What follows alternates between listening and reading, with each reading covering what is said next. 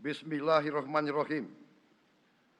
Demi Allah, saya bersumpah akan memenuhi kewajiban Presiden Republik Indonesia.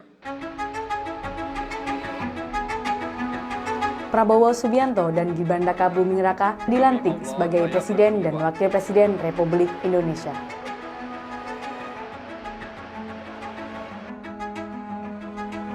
Militerisme dan politik dinasti kini berpadu dalam satu paket kekuasaan.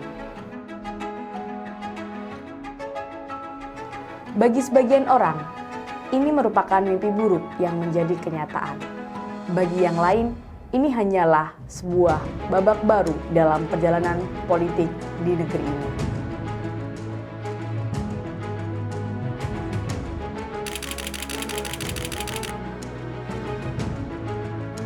Tetapi, apakah kita siap menghadapi era baru yang mungkin akan didominasi oleh kekuatan militer dan dinasti politik? Apakah ini juga cerminan dari demokrasi yang kita perjuangkan sejak reformasi 1998? Ayo, mari kita lihat catatan hitam dua sosok yang akan menjadi figur nomor 1 di negeri ini. Tenang saja, Pak. Saya sudah ada di sini.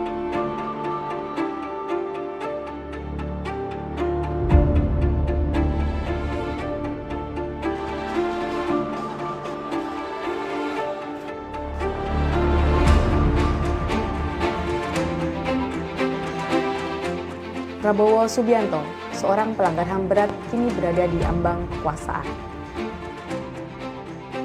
Di tengah gejolak reformasi 1998, aktivis yang diculik dan hilang menjadi sorotan.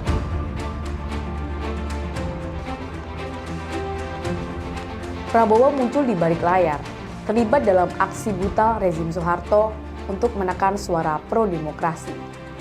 Kini, ia akan menjadi presiden. Ironis bukan? Kita menghendaki kehidupan demokrasi, tapi marilah kita sadar bahwa demokrasi kita harus demokrasi yang khas untuk Indonesia. Demokrasi yang cocok untuk bangsa kita. Demokrasi yang berasal dari sejarah dan budaya kita. Seorang yang terlibat dalam pelanggaran HAM berat kini memegang kendali atas negara ini. Militerisme di bawah Orde Baru bertujuan untuk mempertahankan kekuasaannya.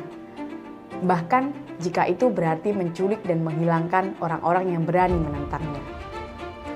Kini bayangan itu kembali menghantui kita.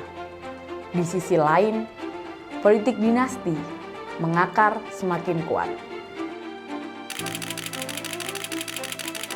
Gibran, putra sulung Jokowi, hanya satu dari banyaknya contoh di mana kekuasaan diserahkan melalui garis keluarga, bukan melalui prestasi. Pertanyaannya, bagaimana mungkin seorang presiden mengintervensi keputusan Mahkamah Konstitusi untuk meloloskan anaknya? Ini adalah contoh jelas politik dinasti yang mengancam demokrasi kita. Dengan memanfaatkan kekuasaan untuk kepentingan keluarga, kita terjebak dalam lingkaran setan yang menyakiti masa depan bangsa ini. Lihat Gibran seneng semua.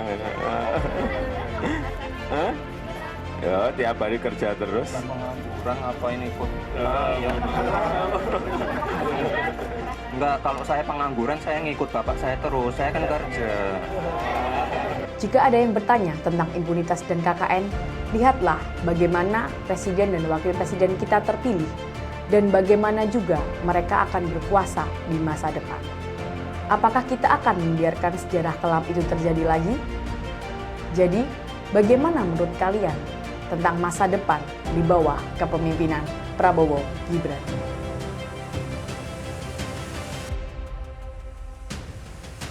Apakah kita akan terus berjuang untuk demokrasi sejati atau akan terjebak dalam kekuasaan yang diwariskan? Mari kita bersuara.